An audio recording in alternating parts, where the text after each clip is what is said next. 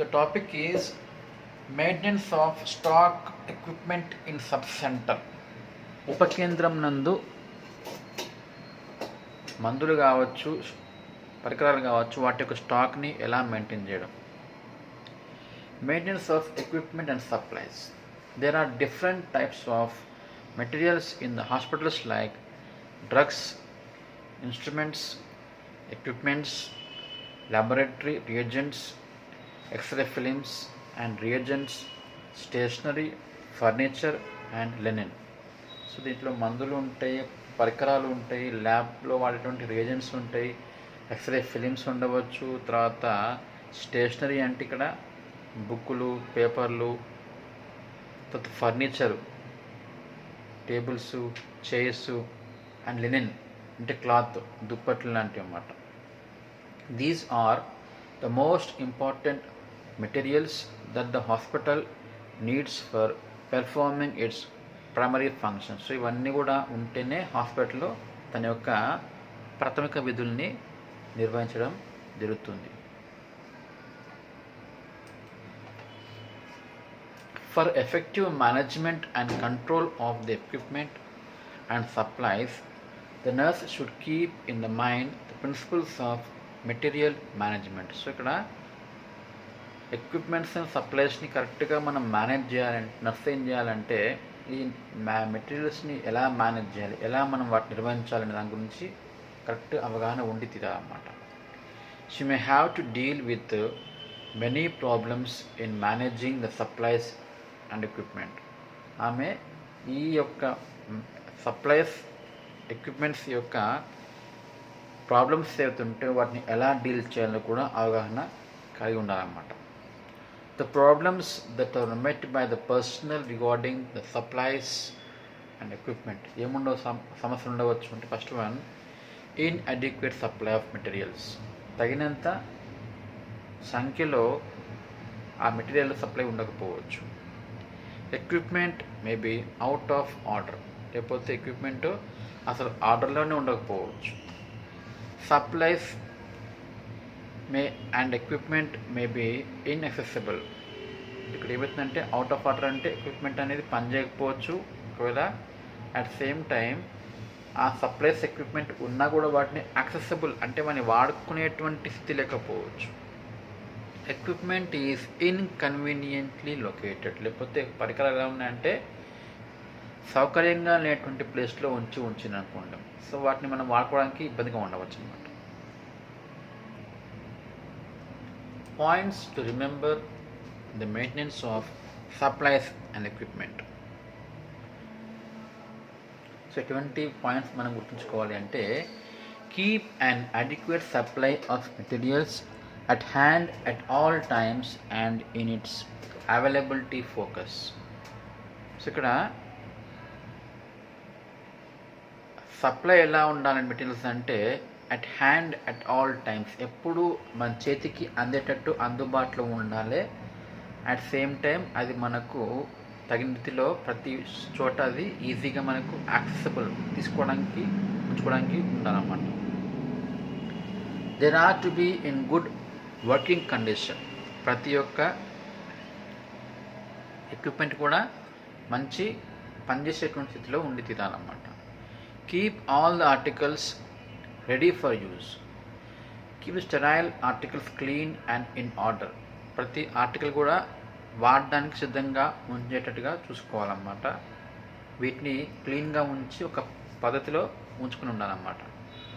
Articles should be easily available and as near as possible the place of where it will be used. దాన్ని మనం ఎక్కడ వాడుతున్నామో ఆ వాడేటువంటి ప్లేస్కి దగ్గరగా అందుబాటులోనే మనం పరికరాలని ఉంచి ఉండాలన్నమాట.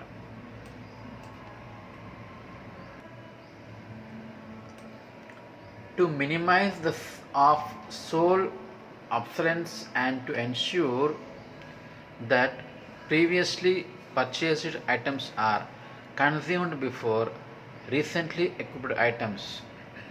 అంటే ఇక్కడ ఏంది, పాతవి ఏవైనా వచ్చినాయి అనుకోండి, అవి ముందు వాడిన తర్వాతనే కొత్తవి అనేవి వాడకంలోకి తేవాలి. దాన్ని ఏమంటే మనం ఫస్ట్ ఇన్ ఫస్ట్ అవుట్ మొదట వచ్చినవి మొదట బయటికి వెళ్ళిపోవాలంటే అవి తొందరగా వాడడం జరగాలన్నమాట.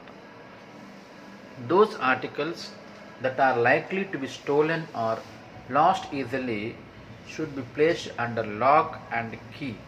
ఏ వస్తువులు అయితే దొంగిలించబడడానికి ఆస్కారం ఉంటాయో లేదా పోవడానికి అంటే తప్పిపోవడానికి మిస్ కావడానికి ఆస్కారం ఉందో వాటిని ఒక కబోర్డ్లో ఉంచి లాక్ పెట్టి ఉంచవలను. The key must be available in the ward at all times and all staff members should know where it is kept. ఇది ఎప్పటికీ కీ అనేది వార్డ్లో ఉండి అందరు స్టాఫ్ మెంబర్స్కి ఇది ఎక్కడ ఉంటుందో తెలిసి ఉండాలన్నమాట. Those articles that are to be intended from the central supply room should be asked before the anticipated time of its use. కొన్ని వస్తువులు ఎలా ఉంటాయంటే వాటిని వాడడం మొదలెట్టిన తర్వాత వాటిని ఉపయోగించడం అనే టైం వస్తుంది కదా, అప్పుడే గుర్తుకొస్తుంది మనకు. అలా కాకుండా మనం వాడడం అనేది స్టార్ట్ చేయకముందే, దాని యొక్క అవసరం రాకముందే వాటిని మనము సెంటర్ సప్లై నుంచి తెప్పించి పెట్టుకోవాలన్నమాట. These articles should be returned immediately after the use. అవి వాడుకున్న తర్వాత ఎంబడే మనం తిరిగి సప్లైకి రిటర్న్ చేసేయాలన్నమాట. Delegate someone with responsibility for handling supplies and equipments. So ఈ ఎక్విప్మెంట్స్ని కానీ సప్లైని కానీ హ్యాండిల్ చేయడానికి ఒక మనిషిని మనం అపాయింట్ చేయాలన్నమాట. వాడు ఏం చేయాలి, వాటి యొక్క పూర్తి రెస్పాన్సిబిలిటీని తీసుకుని ఉండాలన్నమాట. The nurse who is delegated with the responsibility for handling the supplies and equipments should indent for the adequate supplies. So ఎవరికైతే ఈ రెస్పాన్సిబిలిటీ ఇచ్చినామో వాటిని వాడుకోవడానికి, వాటిని హ్యాండిల్ చేయడానికి వాళ్ళే ఏం చేయాలి, వీటి యొక్క ఆర్డర్ పెట్టాలన్నమాట. వాళ్ళకి పూర్తిగా ఐడియా ఉంటుంది అన్నమాట ఏ వస్తువు ఉంది లేదనేది. దానివల్ల వాళ్ళకి ఆర్డర్ పెట్టడంలో, ఇండెంట్ పెట్టడంలో వాళ్ళకి ఎక్కువ ఉపయోగం ఉంటుంది. She should see that these articles are kept in order, periodic counts are done and report breakage and theft of articles which cause a deficiency in the ward. ఆమె ఏం చేయాలంటే ఆర్టికల్స్ని ఒక ఆర్డర్లో పెట్టాలి. తర్వాత పీరియడిక్ కౌంట్స్ అంటే తరచుగా అప్పుడప్పుడు కౌంట్ చేయాలన్నమాట. ఒక రోజువారీగా చేయొచ్చు, వారానికి ఒకసారి చేయొచ్చు, మంత్ ఒకసారి చేయొచ్చు. చేసి లెక్కించి ఆమె ఏం చేయాలి, ఏవైనా బ్రేకేజ్ ఉంటే, ఏవైనా దొంగతనం జరిగి ఉంటే కనుక వాటి గురించి రిపోర్ట్ చేయాలి. చేయకపోతే ఏమవుతుంది, ఆ వార్డులో అటువంటి పరికరాల యొక్క డెఫిషియన్సీ లేమి అనేది వచ్చే అవకాశం ఉంటుందన్నమాట. Regular and surprise checking of the inventory by the nurse are someone from the administrative department will help to maintain the articles in good order and number. అకస్మాత్తుగా లేదా రెగ్యులర్ క్రమంగా చెక్ చేస్తూ పోతుంటే ఏమవుతుంది, ముఖ్యంగా అడ్మినిస్ట్రేటివ్ డిపార్ట్మెంట్ పైన ఉన్నటువంటి అధికారుల వల్ల చెకింగ్ చేస్తే ఏమవుతుంది, అవి ఎప్పుడు కరెక్ట్ నెంబర్లో ఉంటాయి, కరెక్ట్ మెయింటైన్ చేయడానికి ఉంటుందన్నమాట. Educate the personal in the economic use of materials. అక్కడ ఉన్నటువంటి సిబ్బందికి ఏం చేయాలంటే వాటిని ఎకనామిక్ యూజ్ అంటే వ్యర్థంగా పోనీయకుండా వాటిని కరెక్ట్ విధానంలో వేస్ట్ కాకుండా ఉపయోగించడం గురించి వాళ్ళకి ఎడ్యుకేట్ చేయాలన్నమాట. అంటే ఇక్కడ ఎకనామికల్లీ అంటే ఆర్థికంగా మనకి ఎంత వీలైతే అంత ఏమంటారు అది ఉపయోగకరంగా ఉండేటట్టు మనం వాటిని వాడుకోవడం గురించి చెప్పాలన్నమాట. As far as possible avoid using the substitutes. ముఖ్యమైన విషయం ఏంటంటే వీలైనంత వరకు సబ్స్టిట్యూట్స్ని వాడకుండా చూసుకోవాలి. వాడవలసిన పరికరాలని వాడాలి తప్పించి సబ్స్టిట్యూట్స్ని వాడడం చేయకూడదు అనమాట. Use the articles in the proper way in which it is design to use. అది ఏ విధంగా వాడడానికి రూపొందించబడిందో ఆ విధంగానే వాడాలి తప్పించి తప్పుగా వాడితే అవి ఈజీగా చెడిపోయే అవకాశం ఉంటుంది. For convenience in working all necessary equipment and supplies for a particular treatment should be kept in one unit. So ఒక కండిషన్ గురించి, ఒక వ్యాధి గురించి, ట్రీట్మెంట్ గురించి మనకు కావాల్సిన కొన్ని పరికరాలు ఉంటాయి.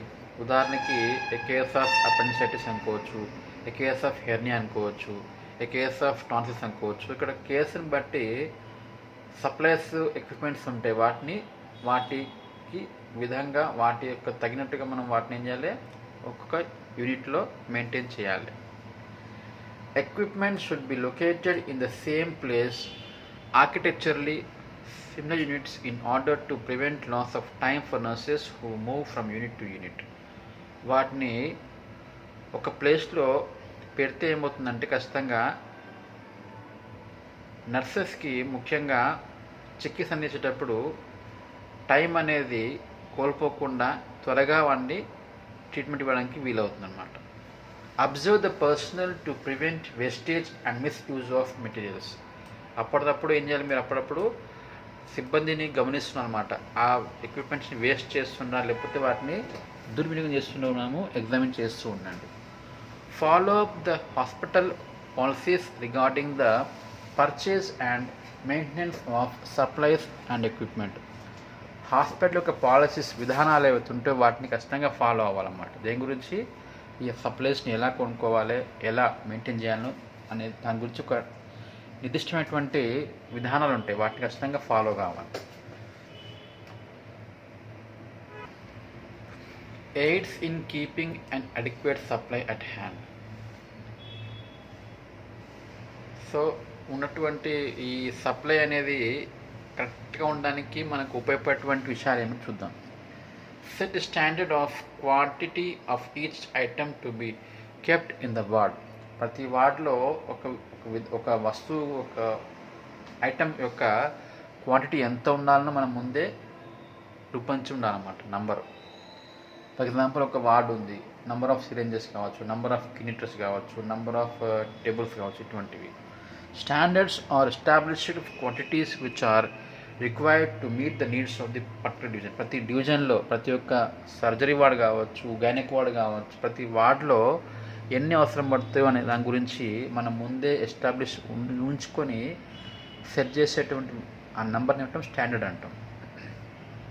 There are many factors that serve as guides in setting the standards. ఈ స్టాండర్డ్స్ మనం సెట్ చేయడానికి కొన్ని అంశాలు ఉంటాయి. అవి ఏమి చూద్దాం. ఉదాహరణకి ద నంబర్ ఆఫ్ బెడ్స్ కావచ్చు in the ward.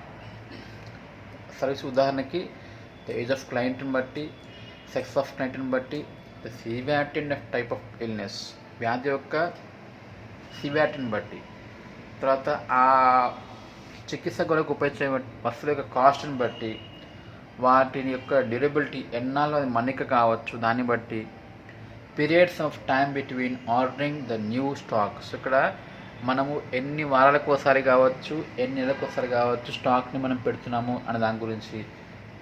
Have a satisfactory system for replacing broken or worn out equipment. ఏవైతే వస్తువులు పగిలిపోయి ఉన్నాయో లేదంటే వార్న్ ఉండట్టింది, వాడి వాడి వాడి అది అరిగిపోయినాయి అంటే వాటికి ఇంకా పనికిరావు, అటువంటి వాటిని ఖచ్చితంగా రిప్లేస్ చేయాలన్నమాట. Make regular inventors of all items. ఖచ్చితంగా ప్రతిసారి వారం కన్నా డైలీ అన్నా వస్తువులు ఎన్ని ఉన్నాయో ఎన్ని లేవో ఒక నమోదు అనేది ఖచ్చితంగా రోజు చేస్తున్నాను అన్నమాట. ఇది స్టాక్ ఇన్ ది హాస్పిటల్స్.